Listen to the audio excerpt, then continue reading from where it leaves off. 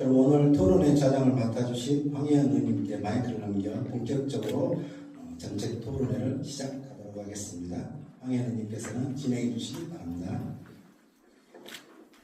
안녕하세요. 황혜원입니다. 오늘 이렇게 귀한 시간에 이렇게 함께 또 같은 주제로 저희가 관심 있게 오늘의 이 주제를 어떻게 우리가 또 가져갈 것인가에 대한 또 생각을 할 수 있는 계기가 될 수 있을 것 같습니다. 그래서 기대가 상당히 높거든요. 그렇기 때문에 조금 집중해서 들어주시고 혹여라도 또 궁금하신 부분 있으면 저희가 나중에 토론회가 끝난 이후에 시간 드릴 테니까요. 질의 조금 해주시면 아마 교수님께서 또 다시 그 부분에 대해서 조금 명확하게 좀 답변을 주실 것 같습니다. 오늘 우리는 한반도의 평화와 민주주의가 교차하는 새로운 도전과 비전을 논의하기 이 자리에 모였습니다. 저는 이번 한반도 평화 정책을 위한 평화 실천 정책 토론회에 자장을 맡게 된 것을 큰 영광으로 생각하며 이 자리가 한반도 평화와 민주주의의 미래를 논의하는 뜻깊은 계기가 되기를 바라겠습니다. 오늘 토론의 주제는 한반도 평화를 위한 정책적 비전과 실천 방안을 모색하는 것입니다. 현재 남북관계는 극단적인 대립으로 인해 전쟁 위기라는 현실적인 우려가 그 어느 때보다 커지고 있습니다. 또한 최근 윤석열 정권의 개혁력 선포는 한미동맹을 훼손하고 한반도 정세의 불안정을 초래하며 대한민국의 민주주의 위기와 헌정 질서 파괴 행위에 대한 국제사회의 심각한 우려와 전 국민적 저항을 불러일으키고 있습니다. 이러한 위기는 한반도 평화를 위한 새로운 대화와 실질적인 정책적 전환이 절실함을 보여주고 있는 것입니다. 오늘 이 자리에서는 전문가들의 깊이 있는 의견을 듣고 더 나아가 강주북부 주민들과 함께 실천 가능한 평화 활동의 방향을 모색하고자 합니다. 전문가들의 다양한 통찰과 주민 여러분의 생생한 목소리는 한반도 평화와 민주주의를 실현하는 데 중요한 밑거름이 될 것입니다. 그럼 토론회를 시작하겠습니다.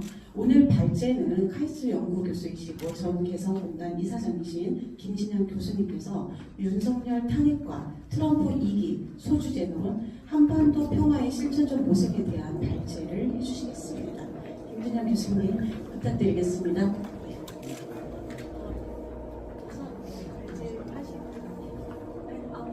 그냥 자리에 오셔서 저희가 함께 발제를 듣도록 하겠습니다.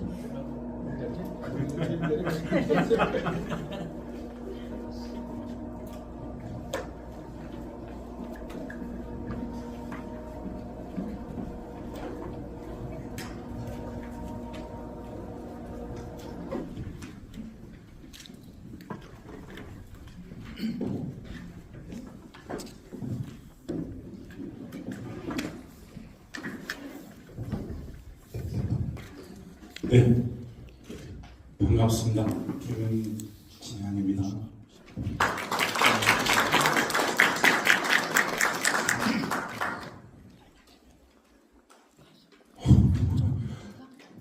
화순에서 오셨네요.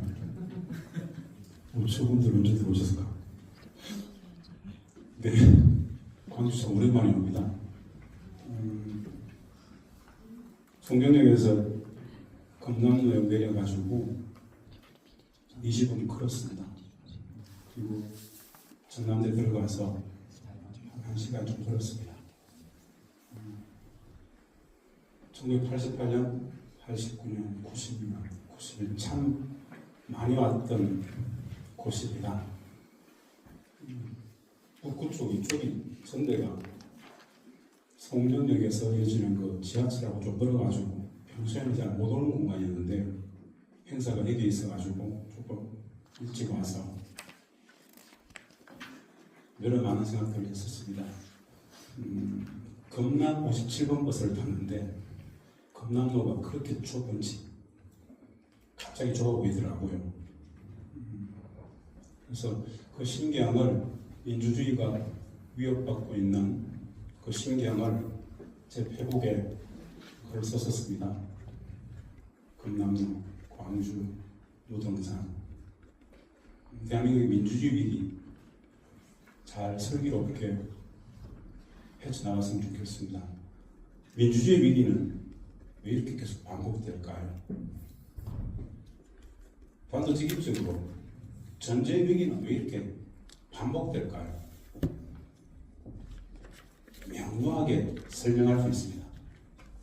전쟁을 끝내지 못했기 때문에 전쟁 위기는 악순환되죠. 전쟁이 끝나지 않은 땅에서 민주주의가 가능할까요? 어불성설이죠. 그런저런 고민들을 하면서 전국에서 어느 단위보다도 광중할 수 있겠구나 이런 생각을 했었습니다. 그리고 기초의회 남구, 북구, 서구, 광주의 의회에서 이런 행사를 준비하고 기획한다는 자체가 저는 좀 괜히 대단해 보였습니다. 전국의 어느 단위도 이런 것들을 아예 상상조차 못합니다. 그만큼 다르죠. 그만큼 특별하죠. 역사의 무게라는 생각을 해봅니다. 주최해주신 여러 단위, 의원님들 그리고 구청 여러 많은 관계자분들께 진심으로 고맙다는 이야기를 드립니다. 단도직입적으로 발제하겠습니다. 저는 학자적 정체성을 가지고 있습니다.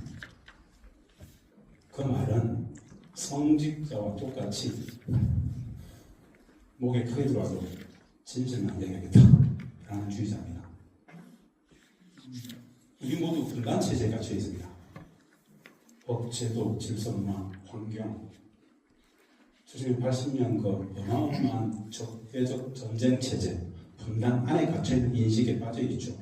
그래서 이 분단을 넘어서는 생각들을 사실은 잘 할 수가 없습니다. 인식 자체가 분단체제의 프레임에 갇혀있기 때문에 그렇습니다. 그렇게 배웠기 때문에 그렇게 보도하고 있기 때문에 교육, 언론 모든 면이 마찬가지죠. 그래서 분단의 문제이든 통일의 문제이든 북의 문제이든 미국의 문제이든 분단 체제를 넘어서는 전쟁을 넘어서는 평화제한적 인식 속에서 거대 담은 이야기들을 좀 하려고 합니다. 제목을 이렇게 잡아봤습니다.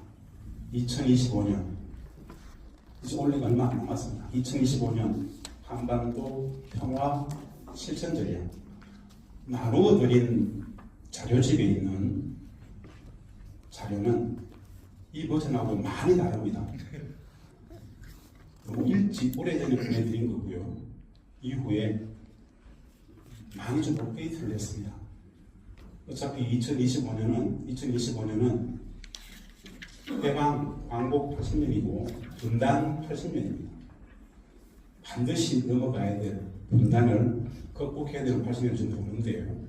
좀 거대 담론으로서 얘기를 좀 하는 겁니다. 어차피 다음에 전국이 있을 것이고 1월 20일 트럼프가 집권합니다. 전 세계적인 엄청난 국제적 질서의 변화가 있죠. 가장 중점은 우리가 무엇을 할 것인가입니다. 우리는 누구죠? 대한민국 정부를 넘어서 대한민국의 주권자들 우리가 무엇을 어떻게 할 것인가 아주 의지적 관점에서 그리고 이 모든 발전은 말입니다.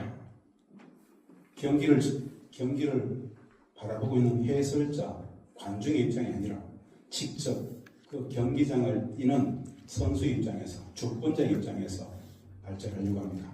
감안해서 들어주시기 바랍니다.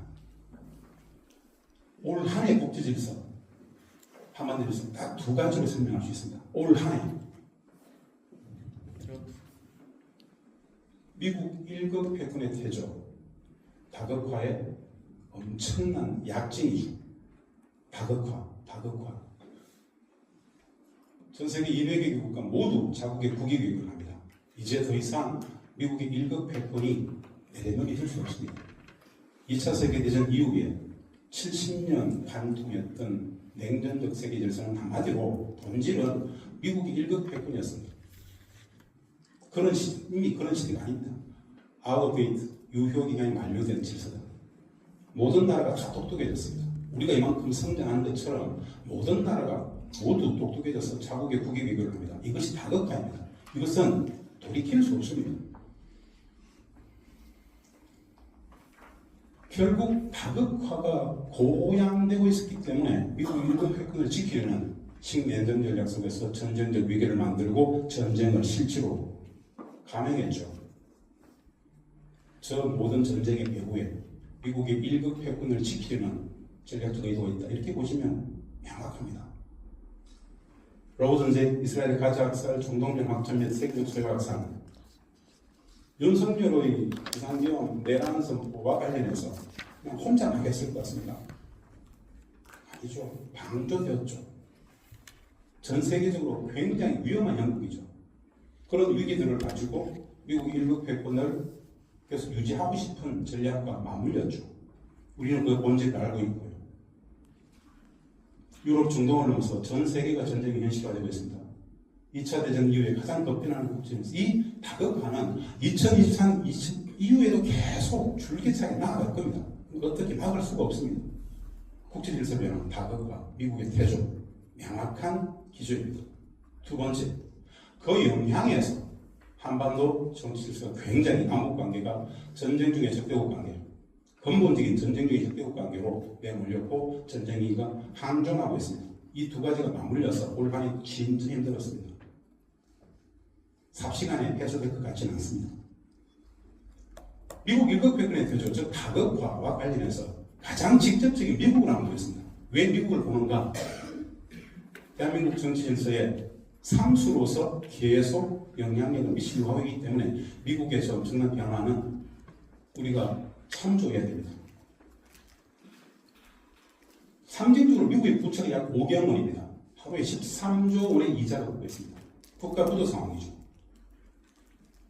미국 내부 정치사의 공공적 공격이 굉장히 심각합니다. 저 사회가, 저 체제가 지금 지탱되는 것 자체가 불가사의합니다. 진실로 그렇습니다. 미국 국민들한테 물었습니다. 향후 5년 안에 내란이 일어날 가능성 43%가 난다고 얘기합니다. 연방국가죠. 매우 심각한 상황입니다. 저 불안정한 미국이 한국 정치에 깊숙이 개입되어 있습니다. 한국의 군사 문제에 깊숙이 개입되어 있습니다. 국제사회 미국 리더십 붕괴되고 있어요. 이제 대충 다 알아요. 진짜 악의 축은 미국이라는 걸. 우리가 인식하든 인식하지 못하든 인정하든 인정하지 못하든 전 세계가 이미 미국 니들이 나빠 라고 얘기하기 시작했어요. 이게 다 그거예요. 여기 가치 판단은 없습니다. 그렇다는 것이죠. 하나만 보겠습니다. 미국의 국방 예산이 크게 잡으면 1,800조입니다. 1,800조. 미국 전체 정부 예산이 20%입니다. 미국 전체 정부 예산 20%를 군사복합체, 군수산업들이 다 가져갑니다. 항구적인 밑빠진 독이 물붓기죠. 저 전쟁 전략이 틀렸다라고 주장하는 돈키호테가 나타났습니다. 바로 트럼프입니다. 1,800조 대폭 삭감해서 미국의 민생복지, 사회복지, 미국 경제에 투자하겠다는 겁니다. 사실은 굉장히 똑똑한 사람입니다. 그런데 군사복합체 입장에서는 MIC, 네오콘들 입장에서는 그런 트럼프는 반드시 죽여야 됩니다. 슈라미 케네디를 죽인 것처럼, 링컨을 사살했던 것처럼, 닉슨을 워터게이트로 한 방에 보냈던 것처럼 보내는 거죠. 이 전쟁입니다. 저 불안한 미국 정치 지형의 불안정성이 전 세계에 미치고 있습니다. 1월 20일 트럼프가 집권할 때까지 이 남은 기간 어마어마한 도발들을 할 겁니다. 어제도 모스크바에서 모스크바 모 사령관이 테러로 죽었어요. 미국의 전 세계 생화학 무기를 담당하는 미국 러시아의 사령관입니다. 암살됐어요. 모스크바의 한복판에서. 어마어마한 일들이죠. 트럼프 1기, 2기, 즉 트럼프의 당선 자체가 아닙니다. 트럼피즘, 이 트럼피즘 자체가 미국의 전통적 미국의 몰락을 상징합니다. 한번 보겠습니다. 저는 오늘 발제를 평화의 신천지량 모색을 첫 번째 한국 탄핵 정부과 대선 보고요. 미국 트럼프 집권 2기, 트럼프는 어떤 정책을 펼치는지 볼 겁니다. 두 가지를 보면 우리가 무엇을 해야 되는 게 나옵니다. 객관적 정세를 보고 그 기회를 포착하겠다는 얘기입니다. 탄핵 정부, 탄핵이 평화입니다. 동의하십니까? 네. 이미 아시다시피 국회를 장악했던 것은 말입니다. 그걸로는 비상계엄이 안 되기 때문에 북측과의 국전 도발이 불가능했기 때문에 국회를 장악했던 겁니다. 한번 보겠습니다. 비상계엄 내란 국회에서는 총선 개헌 영구집권 침입 쿠데타죠. 이건 윤석열의 생각이었습니다. 미국적 이해관계 속에서는 윤석열이 성공했으면 우크라이나처럼 만들 수 있었겠죠. 잘했겠죠. 비상계엄 내란 침입부터 목적의 전쟁 도발. 즉 우리가 진짜 예의주시해야 되는 것은 전쟁계엄, 국회를 장악하기 전에 전쟁계엄을 만들기 위해서 엄청나게 많은 북측의 도발을 유도하는 전쟁 행위를 우리가 했다는 겁니다. 북은 말려들지 않았어요. 쉽게 말해서 전략적 인내를 했습니다. 어마어마한 이야기입니다. 이 외환죄입니다. 내란죄를 넘어서 외환죄입니다. 북 오물풍선 온천타격 실행 요청 안 했죠. 무인기 세 차례 병기 침투 북은 반응하지 않았습니다. 괴전만 발표하고 말았습니다. 백령도 발표된 것들만 들었습니다. 발표된 것들만. 이 하나하나가 다 전쟁 행위입니다. 사실. 이 모두가 정전했던 기간입니다. 사실은 전쟁 일시적 정지, 휴전이었죠. 전쟁이 끝나지 않은 상황의 전쟁 행위가 계속 유지됐던 것이죠. 보겠습니다. 눈으로 빨리 읽을 수 있으시죠? 마찬가지입니다. 왜 안 읽어줍니까? 그래서 국회 생활이 들어갔습니다. 평양에 무인기를 보냈습니다. 북은 또 침범하면 세 번째 경고였었습니다. 궤적을 발표했죠. 이렇게 들어왔다. 백령기에서 띄웠다. 남포로에서 대동강 들어왔다. 자료 다 집어 공개했어요. 이래도 되는 겁니까? 윤석열이니까 가능한 겁니까? 그게 중요한 본질이 아니잖아요. 북이 응사했으면 전쟁이었잖아요. 5천만의 생존권이 순간 날아가는 거잖아요. 그게 10월 1일 국군의 날 행사 때 나왔던 거예요. 직접 국방부 장관실 시절에 신장관이 가서 현지시켰던 내용입니다. 북은 분명히 이야기했습니다. 세 번째 때. 조선인민군 8개 포병여단 전시편대, 즉 사격 준비 태세 돌입했어요. 전시편대라는 것은 군정경찰 빼고 뒤로 다 빼고 전선에 전쟁을 수행하는 군대를 배치했다는 뜻입니다. 평소에는 인민군은 전시군대가 아닙니다. 민정경찰에 해당되는 애들이 다 빠졌다는 겁니다. 저는 어마어마한 짓을 했다라는 거예요. 그리고 흔들리면 쏘아겠다고 그랬다. 누가 만든 거죠? 예. 이거 다 아실 겁니다. 국군 정보사는 HID 아시다시피 북한군 행사했던 수많은 방공방북이들이 사건들을 만들었던 집단이지 않습니까? 정보사. 북한군 어디 입혀가지고 수많은 사건들. 그 정보사의 HID 북파 공작원들을 이번 계엄에 동원했습니다. 상상 초월이죠. 더글라스 맥그리그가 트럼프 임기 때 이 사람은요, 국방장관 보좌관 있습니다. 보좌관. 독일에서 지명됐다가 민주당이 반대기 돈이 안 됐던 사람인데요. 이라크전 참전했던 대령 출신입니다. 2주일 전에 폭로를 했어요. 젤렌스키처럼 되고 싶었다, 윤석열은. 전시 상황으로 비상계엄 가가지고 영구직으로 개최했던 겁니다. 미국은 쿠데타에 사전에 알고 있었다. 여기에서 미국은 말입니다. 하나가 아닙니다. CIA, 국무성, 주한미군 다양한 라인이 있습니다. 최소한 국무성 정도는 충분히 알고 있었죠. 용산을 24시간 도청합니다. 지난해 윤석열이 미국 갔을 때 정상회담 할 때 미국 기자가 물었어요. 바이든이 도청한 거에 대해서 사과하더나 그랬잖아요. 그때 윤 대통령 발언이 뭔지 아세요? 친구 간에는 도청해도 괜찮아 라고 얘기했어요. 어차피 미국적 이해관계를 수명하는 사이이기 때문에 여하간에 미국은 사실 알고 있었습니다. 실패했기 때문에 전면적으로 성토 부위로 나왔죠. 이 본질을 알 필요가 있다는 것이죠. 우리가 방조했잖아요. 80년 광주는 어땠습니까? 용서할 수 있습니까? 미국은 그때 사전을 알고 있을까?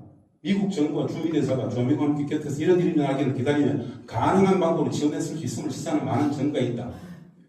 이것은 한반도에 미국의 지속적인 통제를 공고히 하는 것으로 미국이 잠재적으로 환영할 만한 일이었다. 실패했기 때문에 비난했다는 뜻입니다. 우리가 진짜 독도해야 된다는 뜻입니다. 국가의 지도자라는 사람들이, 어피니언 리더들이, 셀럽들이 아주 신사적인 한미동맹관계의 성숙함이라고 얘기를 해요. 이번 사태를 보면서. 국민의힘 당이 최고 지도자들은 사실상 미국 제국주의 추종자이다. 그들은 워싱턴의 이익을 무엇보다 우선적으로 대변한다. 한국의 이익은 두 번째다. 누구죠 이 사람? 트럼프 집권 시기에 독일에서 지명했던 사람이고 국방부 장관의 고문이었습니다. 이번 트럼프 정부에서 또 뭔가 자리를 차지할 사람이에요. 트럼프는 어떤 생각을 할까요 지금?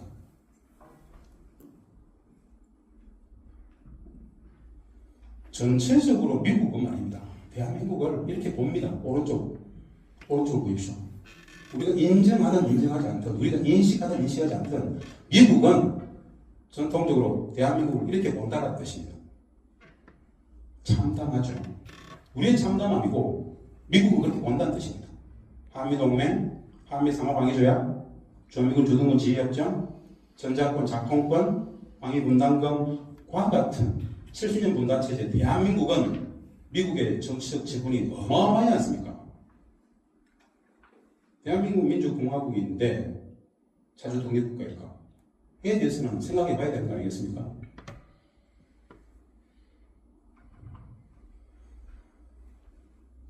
탄핵제도, 네, 이제 대한민국 보겠습니다. 그래서 탄핵이 필요합니다. 정리해야 됩니다. 투명. 더한 짓을 하겠죠. 투명. 2월 3월 탄핵, 5월 정 대선, 요동치는 경우 있습니다. 내란위원체, 특검 진행, 탄핵 인용, 대선, 어떤 정치 일정이 될 것인가?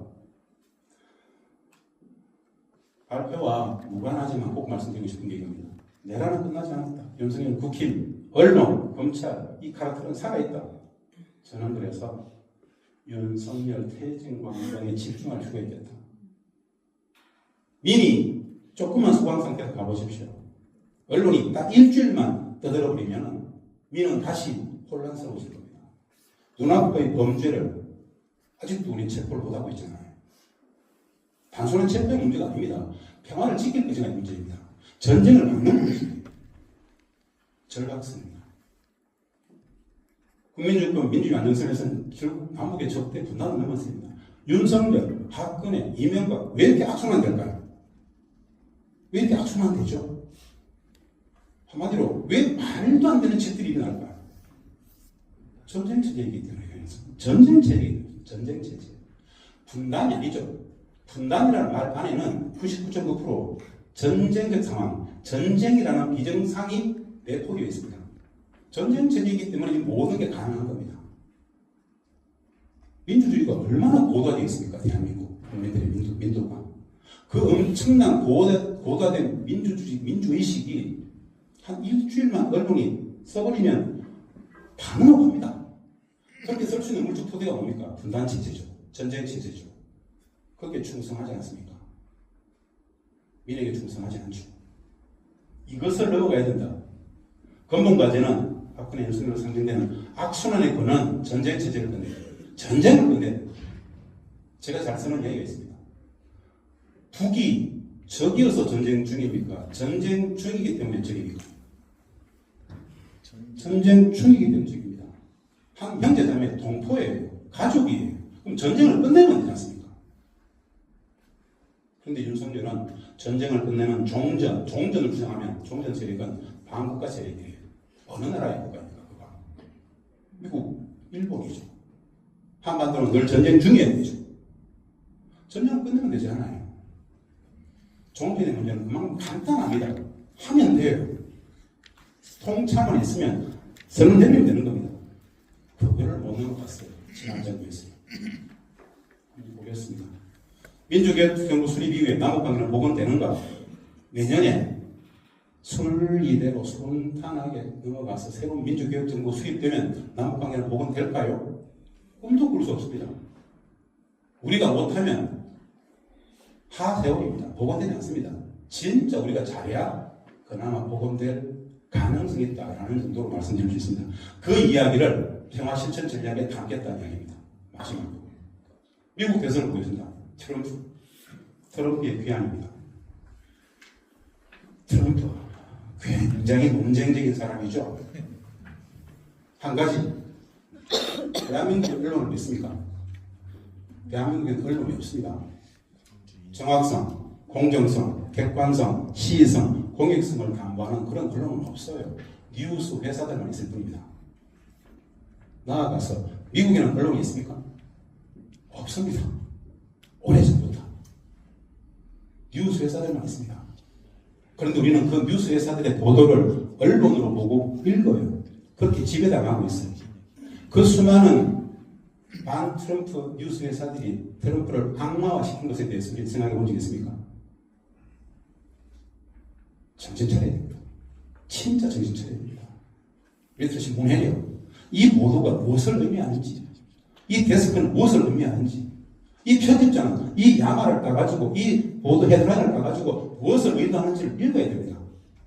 안 그러면 하시는 광주는 여전히 광주 사태로 남아있을 겁니다. 피눈물 나는 이야기지 않습니다. 똑똑해야 된다는 말이에요. 똑똑해야 된다. 트럼프 총을 맞았어요. 무슨 생각을 했을까요? 총을 맞았어요. 무슨 생각을 했을까요? 트럼프 일기 때 트럼프 연봉 얼마인 줄 아세요? 연봉 얼마인 줄 아세요? 1달러였습니다. 얘는 왜 대통령을 하려고 했을까요? 미쳤습니까? 정신이 아니니까? 비즈니스맨, 사업가였던 트럼프는 말입니다. 한창 사업을 하던 옛날에 사업가 트럼프 타워를 막 짓던 그 시절에도 대놓고 얘기했었어요. 나한테 맡겨주면 북한 핵 문제 1년이면 해결할 수 있다. 다 가짜야 라고 얘기했었어요. 매우 간단한 사람입니다. 북핵 문제는 뭐죠?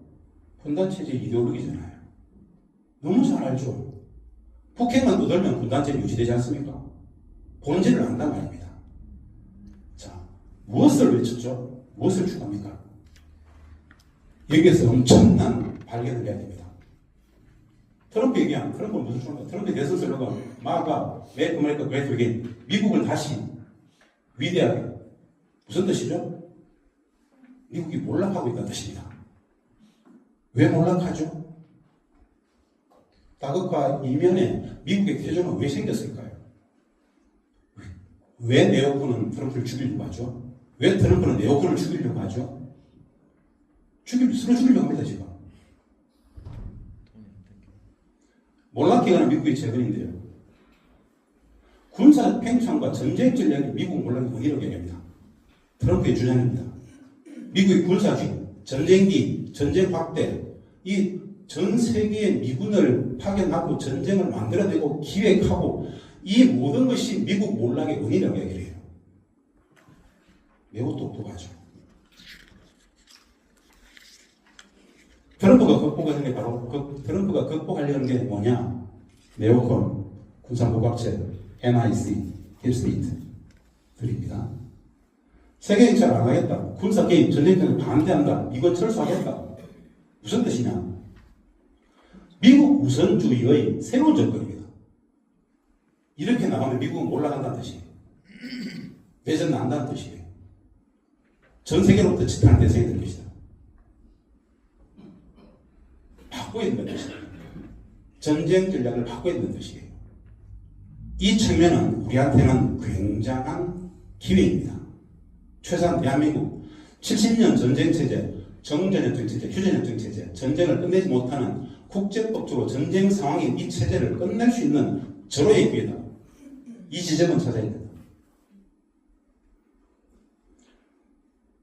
트럼프와 로버트 케네디 주니어, 이 로버트 케네디 주니어는 로버트 케네디의 아들이고 존 케네디의 조카입니다. 이 로버트 케네디는 무소속 대통령 후보였죠.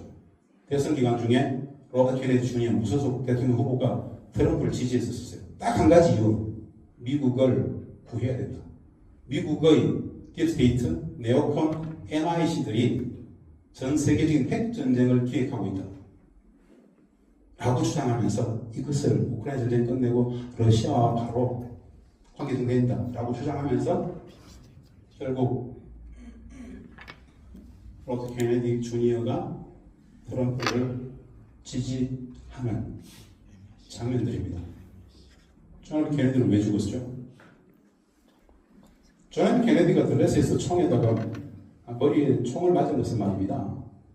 2차 세계대전 이후에 미국의 네오콘, 소위 말하는 군사복합체 군수산업가들이 만들어놨던 미국의 항구적인 전세계 전쟁 전략, 냉전체제, 소련과의 냉전체제를 만들어놓고 항구적으로 무기체계를 팔아먹고 전세계 군사적 패권을 유지하려고 했지 않습니까? 존 케네디는 소련과의 대담을 주장하기 시작합니다. 냉전체제 안 하겠다는 뜻이에요. 싸우지 말고 항의하자 라고 주장했기 때문에 죽인 겁니다. 미국의 전략, 이 미국을 움직이는 군수산업가들, 군사복합체 MRC에 대한 이해가 진짜 필요합니다. 무슨 뜻이냐? 현대전의 모든 전쟁은 말입니다.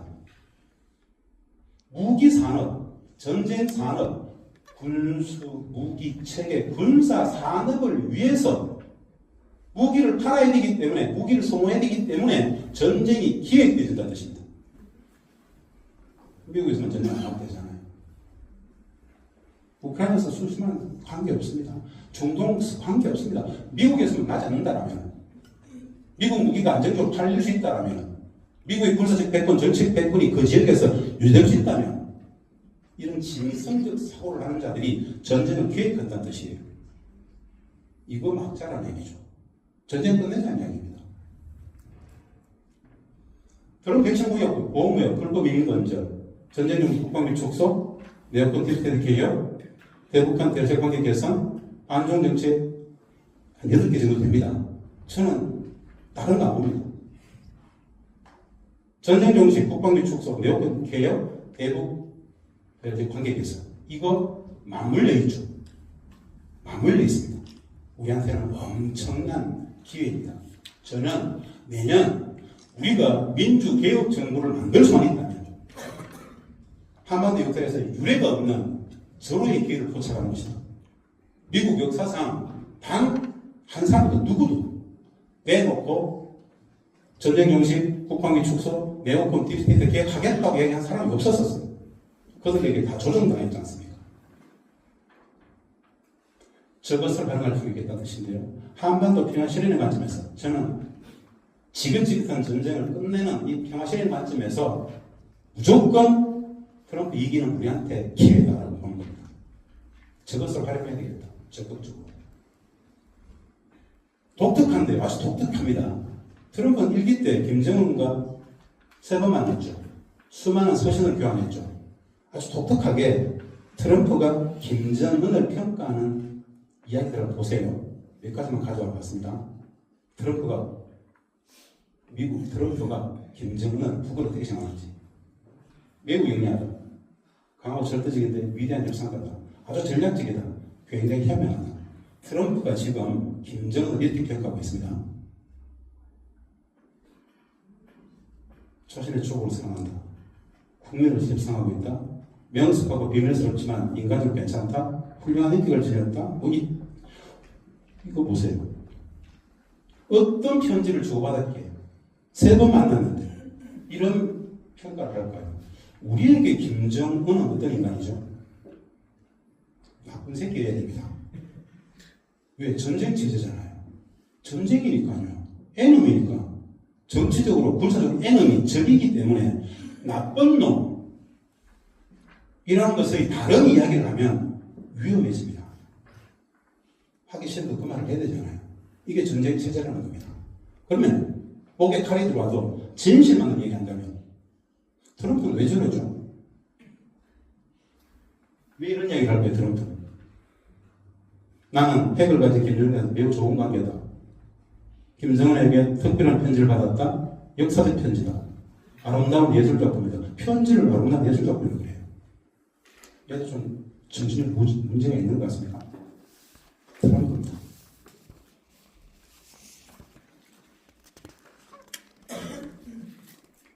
사랑한다, 신뢰한다, 뭐 이런. 그리고 트럼프는 말입니다. 방금 보십시오. 마지막으로 2018년 싱가포르 합의가 있었죠. 싱가포르 합의를 하노이에서 모델로 지키지 않았던 것, 자신이 미국이 북측과의 싱가포르 합의를 지키지 않았던 것에 대해서 굉장히 미안해하고 잘못했다라는 평가를 하고 있습니다. 자기 회고록에서 썼었어요. 자신이 해서는 안 될 짓을 몹쓸 짓을 했다. 김정은한테 진짜 미안했다. 난 네오콘들한테 잡혀 있었다. 네오콘에게 포박당해 있었다라는 뜻을 얘기하면서 저렇게 얘기해요. 그러면서 이기가 들어온 거예요. 지금. 북에 대해서는 엄청난 경제적 전쟁이 있는 나라다. 트럼프가 북을 바라보는, 김정은을 바라보는 인식입니다. 이것은 우리에게 굉장한 하나의 조건입니다. 이것을 활용해야 되겠죠. 남북의 전쟁을 끝내는 문제이기 때문에. 한반도 평화 문제 트럼프는 미국의 대통령입니다. 잊지 마십시오. 잊지 마십시오. 결코 우리를 위해서 일하지 않습니다. 미국의 국익을 위해서 일합니다. 기대할 게 별로 없습니다. 기대할 것은 저 트럼프를 우리가 100% 이해하고 활용하는 것이죠. 우리가 잘해야 되는 것입니다. 우리 국익을 우리가 잘해야 됩니다. 주권자가 잘해야 됩니다. 국회가 잘해줄 것이다. 믿지 마십시오. 정부가 잘해줄 것이다. 정부는 미국 눈치 볼 겁니다. 트럼프 눈치 볼 거예요. 한반도 평화의 주체 상수는 우리다. 미국은 변수다. 변수화시켜야 됩니다. 트럼프가 자기 공약 비전 실현에서 극복하지 않은 것은 말씀드렸다시피 네오콘, MIC, 딥스테이트, 군사복합체의 팽창이 미국 경제, 미국의 쇠퇴 원인이다. 국내 문제 해결하다.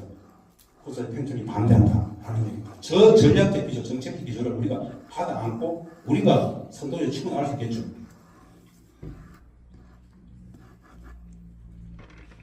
트럼프는 한마디 했었습니다. 2018년 9.19 행선 이후에 문재인은 한국 정부는 우리의 허락 없이는 아무도 하지 못한다. 잘 한번 보십시오. 김정은에게는 어마어마한 찬사를 보냈어요. 우리에게는 왜 이렇죠? 왜 이렇죠? 우리가 국보다 못합니까? 당당하게 우리가 우리의 할 일을 했었어야죠. 모든 사람의 기본입니다. 앞에 와서 구실거리면 얘가 왜 이러나? 당당하게 이야기를 할 때 젠틀하게 대접을 하죠.